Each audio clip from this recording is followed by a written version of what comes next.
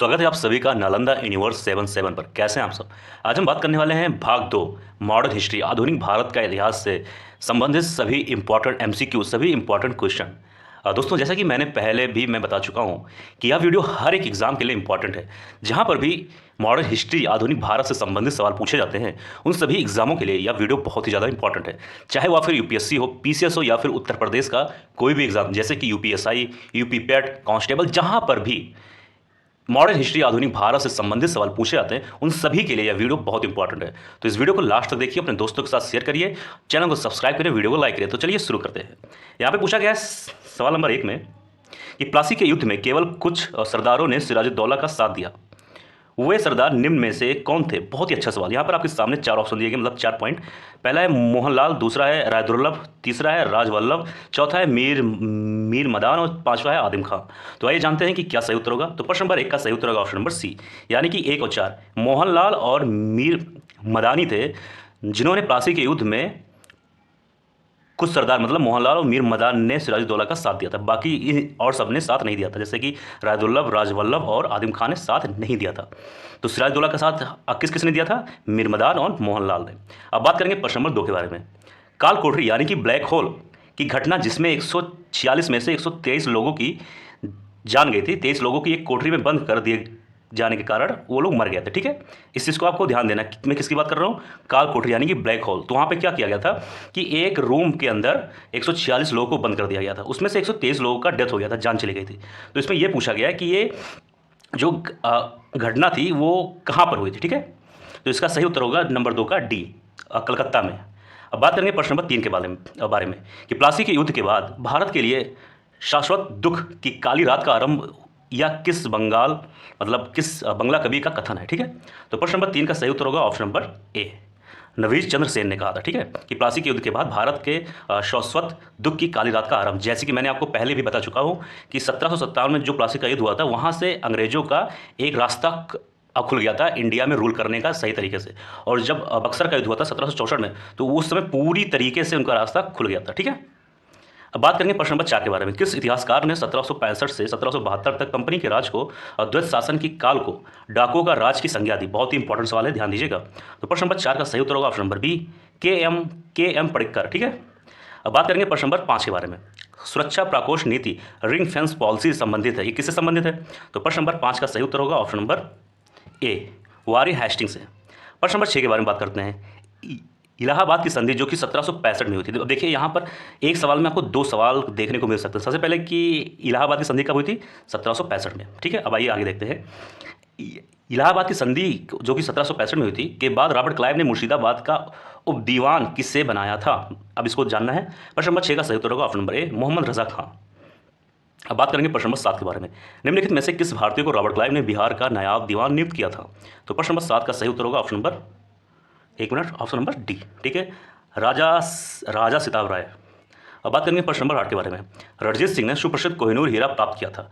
तो प्रश्न नंबर 8 का सही उत्तर होगा ऑप्शन नंबर ए, सुजा से रणजीत सिंह ने कोहिनूर हीरा प्राप्त किया था। अब बात करेंगे प्रश्न नंबर 9 के बारे में कि ब्रिटिश जनरल जिसने हैदर अली को पोर्टा नोवा के युद्ध में हराया था। तो प्रश्न नंबर 9 का सही उत्तर होगा ऑप्शन नंबर बी। ठीक है, अब बात करेंगे प्रश्न नंबर 10 के बारे में। महाराजा रणजीत सिंह के उत्तराधिकारी कौन थे? तो प्रश्न नंबर 10 का सही उत्तर होगा ऑप्शन नंबर बी, खड़क सिंह जी। अब बात करेंगे प्रश्न नंबर 11 के बारे में। निम्नांकित में से कौन सुमेलित नहीं है? यहाँ पर इस्तेमाल किया गया शब्द आपका नहीं है। ठीक है, तो आपको यहाँ पर कंफ्यूज नहीं होना है। यहाँ पर आपके सामने 4 ऑप्शन दिए गए, ए बी सी डी। आपको देखना है कौन सा सुमेलित नहीं है। तो प्रश्न नंबर 11 का सही उत्तर होगा ऑप्शन नंबर सी, एक मिनट, ये सुमेलित नहीं है। इसका मतलब जो ए बी सी, मतलब ए बी डी जो है, जिसके सामने जिन जिन चीज़ का नाम लिखा है वो एक दूसरे से संबंधित हैं, लेकिन जो सी है वो संबंधित नहीं है। ठीक है, आप समझ चुके होंगे। प्रश्न नंबर 12 में बात किया जा रहा है किस सिख गुरु ने विद्रोही राजकुमार खुसरो की सहायता धन एवं आशीर्वाद से की थी? तो प्रश्न नंबर 12 का सही उत्तर होगा ऑप्शन नंबर डी, गुरु अर्जुन देव ने। अब बात करेंगे प्रश्न नंबर 13 के बारे में। सबसे अधिक निर्णायक युद्ध जिसने अंग्रेजों के भारत में प्रभुत्व को संस्थापित कर दिया था। तो इसके बारे में आप लोग सभी को मालूम ही होगा, क्योंकि मैं इसके बारे में 3-4 बार पढ़ा चुका हूँ। तो प्रश्न नंबर 13 का सही उत्तर होगा ऑप्शन नंबर बी, बक्सर का युद्ध। क्या होता है कि प्लासी का युद्ध तो एक स्टार्टिंग था। यहाँ पर क्या लिखा है? सबसे अधिक निर्णायक युद्ध जिसने अंग्रेजों के भारत में प्रभुत्व को संस्थापित कर दिया। अब एक निर्णायक युद्ध तो था 1757 प्लासी का, लेकिन इससे पूछा गया सबसे अधिक, तो सबसे अधिक हुआ था 1764 में बक्सर का। इसी के बाद पूरे देश में अंग्रेजों का यानी कि ब्रिटिश का एक पूरी तरीके से प्रभुत्व स्थापित हो गया था। बात करेंगे प्रश्न नंबर 14 के बारे में। 1 नवंबर 1858 को महारानी विक्टोरिया का घोषणा पत्र इलाहाबाद में पढ़कर सुनाया था। तो प्रश्न नंबर 14 का सही उत्तर होगा option number B, Lord Canning ने। अब आइए बात करेंगे प्रश्न नंबर 15 के बारे में। रणजीत सिंह किस मिसल से संबंधित थे? ये इंपॉर्टेंट सवाल है, ये कई बार यूपीएससी जैसे बड़े एग्जामों में भी पूछा गया है और पीसीएस में भी पूछा गया है। तो प्रश्न नंबर 15 का सही उत्तर होगा ऑप्शन नंबर ए, सुख रच किया। ठीक है, अब आइए बात करेंगे प्रश्न नंबर 16 के बारे में कि तथाकथित कुशासन के आधार पर किस गवर्नर जनरल ने मैसूर राज्य के प्रशासन को लिया था? तो प्रश्न नंबर 16 का सही उत्तर होगा option number C, Lord William Bentinck ने। प्रश्न नंबर 17 के बारे में बात करेंगे, किसने अपनी राजधानी मुर्शिदाबाद से मुंगेर स्थानांतरित की? तो प्रश्न नंबर 17 का सही उत्तर होगा option number D, Mir Qasim ने। अब आइए बात करेंगे प्रश्न नंबर 18 के बारे में, किस समाधि के कारण नंदेर गुरुद्वारा सिखों द्वारा पवित्र माना जाता है? तो प्रश्न नंबर 18 का सही उत्तर होगा ऑप्शन नंबर डी। ठीक है, एक मिनट, गुरु गोविंद सिंह द्वारा। अब बात करते हैं प्रश्न नंबर 19 के बारे में कि बक्सर का युद्ध जो कि 1764 के समय दिल्ली के शासक कौन थे? ये इंपॉर्टेंट सवाल है, ये आप important very very very important डाल लीजिए। तो प्रश्न नंबर 19 का सही उत्तर होगा option number D, Shah Alam द्वितीय। ये उस समय दिल्ली के शासक थे जब बक्सर का युद्ध जो कि 1764 में हुआ था। अब बात करेंगे प्रश्न नंबर 20 के बारे में। ठीक है, इसे पूछा गया कि टीपू सुल्तान अंग्रेजों के साथ युद्ध में कब मारे गए? तो प्रश्न नंबर 20 का सही उत्तर होगा ऑप्शन नंबर बी, 1799, जब एंग्लो मैसूर का चौथा युद्ध हुआ था। ये चीज़ ध्यान देना, चौथा ना कि तीसरा। अब बात करेंगे प्रश्न नंबर 21 के बारे में, किसके शासनकाल में ब्लैक होल दुर्घटना घटित हुई थी? इससे संबंधित सवाल हम सब ऊपर बात कर चुके हैं, फिर भी बात करेंगे। तो प्रश्न नंबर 21 का सही उत्तर होगा ऑप्शन नंबर सी, सिराजुद्दौला। ठीक है, अब बात करेंगे एक मिनट प्रश्न नंबर 22 के बारे में, सिखों के अंतिम गुरु कौन थे? प्रश्न नंबर 22 यहाँ पर आपको ध्यान देना है। तो सिखों के अंतिम गुरु थे आपके बी, यानी कि गुरु गोविंद सिंह जी थे। ठीक है, यहाँ पर एक मिनट ये। अब बात करते हैं प्रश्न नंबर 23 के बारे में, निम्नलिखित में से कौन सा युद्ध था जिसने भारत में ब्रिटिश प्रभुत्व का प्रारंभ किया? ये बहुत ही इंपॉर्टेंट सवाल, जैसे इससे देखिए सवाल एक ही है लेकिन पूछा जाने का तरीका अलग अलग है।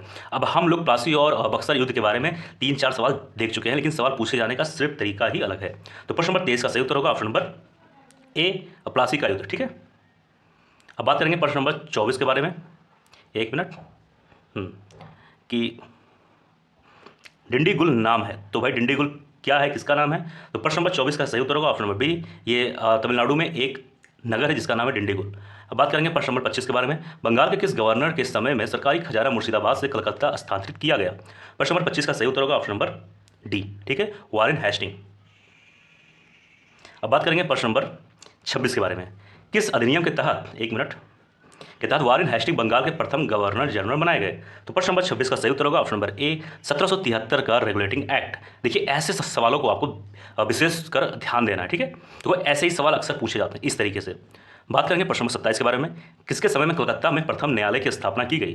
प्रश्न नंबर 27 का सही उत्तर होगा option number D, Warren Hastings. देखिए वारेन हेस्टिंग से संबंधित कई सवाल पूछे जा चुके हैं, तो कहीं ना कहीं ये सवाल मतलब ये जो वारेन हेस्टिंग जो एक थे, इनसे संबंधित सवाल इंपॉर्टेंट हो सकते हैं। ठीक है, तो इस चीज़ को आपको ध्यान देना है। बात करेंगे प्रश्न नंबर 28 के बारे में, बंगाल के किस गवर्नर जनरल के काल में पिट्स इंडिया एक्ट 1784 में जो पारित हुआ था, किस गवर्नर जनरल के अंडर मतलब के काल में उसको पारित किया गया था? तो भाई सबसे पहले आपको जानना है कि पिट्स इंडिया एक्ट कब आया था? 1784 में। अब वो किस गवर्नर जनरल के काल में पारित हुआ था? तो प्रश्न नंबर 28 का सही उत्तर होगा option number A, Warren Hastings. देखिए वारेन हेस्टिंग संबंधित कितने सवाल आ चुके हैं। अब बात करेंगे प्रश्न नंबर 29 में, इसमें कहा गया है कि निम्नलिखित में से कौन से युग सही सुमेलित हैं? यहाँ पर सही सुमेलित के बारे में बात करना है। अब सुमेलित से संबंधित हम कई सवाल कर चुके हैं। यहाँ पर आपके सामने ये दिया हुआ है सन मतलब डेट है, और उसके सामने युद्ध के बारे में दिया गया है। तो आपको ये बताना है कि जो ये सन दिया हुआ है, ये इसके सामने जो युद्ध लिखा है, क्या ये इसी सन में इसी काल में युद्ध हुआ था? तो सबसे पहले बात किया जा रहा है कि 1767 और 69 में प्रथम एंग्लो मराठा युद्ध, दूसरा है 1790 और 72 में तृतीय मैसूर युद्ध, तीसरा है 1824 और 26 में प्रथम एंग्लो बर्मा युद्ध, और चौथा है 1845 से 46 द्वितीय एंग्लो सिख युद्ध। नीचे दिए गए कोड का प्रयोग कर सही उत्तर का आपको चुनाव करना है। तो प्रश्न नंबर 29 का सही उत्तर होगा ऑप्शन नंबर डी, यानी कि 2 और 3, यानी कि आप जब देखेंगे 2 और 3 यही सही है, बाकी पहला और एक मिनट पहला और चौथा ये गलत है। इसका मतलब 1790 और 92 में तृतीय मैसूर युद्ध हुआ था, और 1824 और 26 में प्रथम एंग्लो बर्मा युद्ध हुआ था, लेकिन पहला और चौथा गलत है। ठीक है, अब बात करेंगे प्रश्न नंबर 30 के बारे में, सिख गुरुओं से संबंधित निम्नलिखित कथनों पर विचार करना है आपको। यहाँ पर आपके सामने 3 पॉइंट दिए गए हैं, आइए देखते हैं क्या है आखिर। सबसे पहला दिया गया है कि बंदा बहादुर को गुरु तेग बहादुर ने सिखों का सैन्य प्रमुख नियुक्त किया। चलिए ठीक, पहला पॉइंट है। दूसरा पॉइंट में बात किया जा रहा है कि माफ करिए, गुरु अर्जुन देव सिखों के गुरु रामदास के पश्चात बने, मतलब बाद में बने। तीसरा है कि गुरु अंगदेव ने सिखों को उनकी अपनी लिपि गुरुमुखी दी। तो आइए देखते हैं कौन सा सही है। प्रश्न नंबर 30 का सही उत्तर होगा ऑप्शन बी, यानी कि 2 और 3 सही है, लेकिन पहला जो है बंदा बहादुर को गुरु तेग बहादुर ने सिखों का सैन्य प्रमुख नियुक्त किया गया, ये गलत है, बाकी दूसरा तीसरा सही है। बात करेंगे प्रश्न नंबर 31 के बारे में। भारत में ब्रिटिश शासन के दौरान निम्नलिखित राष्ट्रीय राज्यों यानी कि प्रिंसली स्टेट पर विचार कीजिए। सबसे पहले आपके सामने माफ करिए 3 ऑप्शन दिए गए हैं। ए है झांसी, 2 है संभलपुर, तीसरा है सतारा। ब्रिटिश द्वारा इनमें से समामेलन का सही कालानुक्रम लिखना है। सबसे पहले कौन ब्रिटिश के अंदर आया, फिर उसके बाद कौन आया, फिर उसके बाद कौन आया। तो प्रश्न नंबर 31 का सही उत्तर होगा ऑप्शन नंबर सी, यानी कि सबसे पहले आया था आपका सतारा, सबसे पहले ये हुआ, फिर दूसरे नंबर पे आता है संभलपुर, फिर तीसरे नंबर पे आता है झांसी। ठीक है, तो ये ध्यान देना है, ये ऐसे चल रहा है ना कि ऐसे चल रहा है। ठीक, अब बात करेंगे प्रश्न नंबर 32 के बारे में। 1 मिनट। हाँ, निम्नलिखित भारतीय शासकों में से कौन था जिसने विदेशों में आधुनिक पद्धति से दूतावास स्थापित किए थे। तो प्रश्न नंबर 32 का सही उत्तर होगा option number D, Tipu Sultan थे जिन्होंने विदेश में आधुनिक पद्धति से दूतावास स्थापित किए थे। ठीक है, तो ये कौन था, टीपू सुल्तान थे, तो इस चीज़ को ध्यान देना। ठीक है, अब बात करेंगे प्रश्न नंबर 33 के बारे में। ब्रिटिश भारतीय राज्य क्षेत्र का अंतिम प्रमुख विस्तार किसके समय में हुआ था। तो प्रश्न नंबर 33 का सही उत्तर होगा ऑप्शन नंबर बी, डलहौजी के समय में ब्रिटिश भारतीय राज्य क्षेत्र का अंतिम प्रमुख विस्तार हुआ था। यहाँ पे इस बात किया गया कि प्रमुख, इसका मतलब उसके आगे पीछे का जो भी आए थे वो भी विस्तार हुआ, लेकिन एक प्रमुख एक इंपॉर्टेंट जो विस्तार हुआ था वो सिर्फ डलहौजी के समय पर हुआ था। बात करेंगे प्रश्न नंबर 34 के बारे में। यहाँ पर सूची 1 सूची 2 दिया गया है, उसको आपको सही तरीके से सुमेलित करना है, जैसे कि इससे संबंधित सवाल हम लोग पीछे कर चुके हैं। सूची 1 में 4 पॉइंट दिए गए हैं ABCD, यहाँ पर देखिए इन सभी का डेट लिखा हुआ है, और सूची 2 में दिया गया उसके युद्ध के बारे में। तो आइए जानते हैं 34 का सही उत्तर क्या होगा।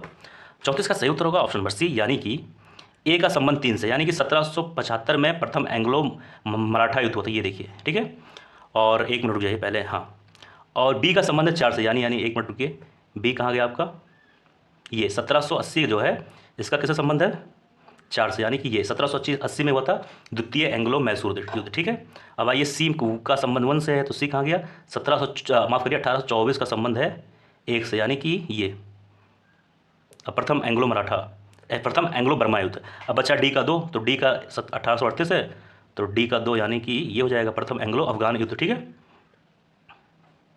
अब आइए बात करेंगे प्रश्न नंबर 35 के बारे में। ठगों के दमन में निम्नलिखित में से कौन संबंध था। तो प्रश्न नंबर 35 का सही उत्तर होगा ऑप्शन नंबर बी। ओके, एक मिनट, प्रश्न नंबर बी, यानी कि कर्नल स्लीमैन। बात करेंगे प्रश्न नंबर 36 के बारे में। यहाँ पर भी सूची के बारे में दिया गया। ठीक है, यहाँ पर दिया गया है कि सूची 1 को सूची 2 से आपको सुमेलित करना है। सूची 1 में दिया गया है 4 ऑप्शन। पहला है ए में है बहादुर शाह, बी में है फारूक सियार, सी में मोहम्मद शाह, और डी में है बहादुर शाह। और सूची 2 में क्या दिया गया है, अच्छा इनको किस नाम, मतलब किस उपाधि से बुलाया जाता था। ठीक है, यहाँ पर ये बात किया गया। ए में दिया गया शाह ए बेखबर, 2 में मुगल वंश का घृत कायर, तीसरे में रंगीला, चौथे में जफर। तो ये 4 जो यहाँ पर बादशाह हैं उनको किस किस नाम से बुलाया जाता था। तो यहाँ पर आपके पास 4 ऑप्शन हैं, जिसके सामने जो है उसको आपको लगाना है। तो प्रश्न नंबर 36 का सही उत्तर होगा ए, यानी कि ए का संबंध, मतलब ये सारे लोग का जो सीरियल वाइज सही है, देखिए ए का संबंध 1 से है, बी का 2 से, सी का 3 से और डी का 4 से, यानी कि बहादुर शाह को कहाँ गया आपका, ये शाह ए बेखबर कहा जाता था, और फारूक सियार को मुगल वंश का घृत कायर कहा जाता था। ऐसे ऐसे सी का जैसे है मोहम्मद शाह, इसको कहा जाएगा रंगीला, और डी बहादुर शाह को कहा जाएगा जफर। ठीक है, अब बात करेंगे प्रश्न नंबर 37 के बारे में। 1707 में औरंगजेब की मृत्यु के बाद मोहम्मद मुअज्जम किस नाम से मुगल राज सिंहासन पर बैठा।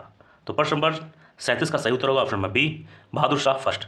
बात करेंगे प्रश्न नंबर 38 के बारे में। बहादुर शाह फर्स्ट की मृत्यु के बाद जहांदर शाह मुगल सिंहासन पर आसीन हुआ, वह किसकी सहायता से सम्राट बना। प्रश्न नंबर 38 का सही उत्तर होगा ए, जुल्फ़िकार खां। ठीक है, जुल्फ़िकार खां। अब बात करेंगे प्रश्न नंबर 39 के बारे में। फारूक सियार किसके सहयोग से मुगल बादशाह बना, ये इंपॉर्टेंट सवाल हो जाता है, तो इसको ध्यान देना है आपको। प्रश्न नंबर 39 का सही उत्तर होगा ऑप्शन नंबर बी, यानी कि सैयद बंधु। तो फारूक सियार किसके सहायता से मुगल बादशाह बना, वो थे, 1 मिनट, वो थे सैयद बंधु। अब सैयद बंधु से संबंधित एक सवाल नीचे है, कि नृप निर्माता यानी कि किंग मेकर। अब देखिए किंग मेकर शब्द को आप सुनिए और खुद समझिए किंग मेकर मतलब क्या हुआ कि ऐसा कोई रहा होगा जो किंग मेकर मतलब राजा बनवाने में उनको सहायता करता था, ना कि वो किंग नहीं था। जो यहाँ किंग मेकर है वो किंग खुद नहीं था, क्योंकि खुद किंग कैसे हो सकता है, वो लिखा है किंग मेकर, वो राजा बनवाता था। यानी कि ये जो किंग मेकर रहा होगा वो राजा यानी कि जो बादशाह रहा होगा उससे बोलता होगा, इनके कान में कोई बात डालता होगा, तब ये बादशाह इसके कहने पर किसी दूसरे को चुनता था किंग के लिए। तो यहाँ पे बात किया गया है कि नृप निर्माता यानी कि किंग मेकर के रूप में किन्हें जाना जाता है। तो प्रश्न नंबर 40 का सही उत्तर होगा डी, सैयद बंधु। इससे संबंधित सवाल ऊपर देख चुके हैं। तो दोस्तों यह था आज का वीडियो। मुझे उम्मीद है आप सभी को यह वीडियो जरूर पसंद आया होगा। इस वीडियो को अपने दोस्तों के साथ जरूर शेयर करिए, चैनल को सब्सक्राइब करिए और वीडियो को लाइक करिए। दोस्तों आप सभी को ऐसे इंपॉर्टेंट सवाल जैसे कि आधुनिक भारत का ये सीरीज चल रहा है और एंशियंट का भी साथ में चलता रहेगा, ऐसे ही मध्यकालीन भारत और पॉलिटी, ऐसे तमाम सब्जेक्ट जो कि इंपॉर्टेंट सब्जेक्ट जो कि हर एग्जाम के लिए इंपॉर्टेंट है, ऐसे तमाम सब्जेक्ट के टेस्ट यहाँ पर चलते रहेंगे और आप सभी के लिए हेल्प मिलता रहेगा। तो मिलते हैं किसी और वीडियो में। आप स्वस्थ रहें, अच्छे रहें। जय हिंद, जय भारत।